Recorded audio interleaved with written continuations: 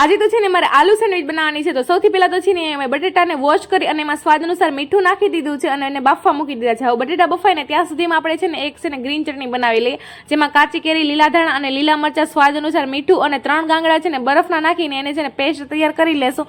અને બરફ એટલે નાખ્યો છે કે આની ગ્રીન ચટણીનો કલર ડાર્ક ના પડે। હવે બટેટાને છે ને આવી રીતે મેશ કરીને આપણે છે ને એમાં મસાલા તૈયાર કરી લેશું। લીલા ધાણા, જીરી સમારીને ડુંગળી નાખી દીધી, સ્વાદ અનુસાર મીઠું, લાલ મરચું, ધાણા જીરું પાવડર, હળદર પાવડર અને ગરમ મસાલો અને ચાટ મસાલો નાખીને બધું છે ને સરખાઈથી મિક્સ કરી લીધું છે।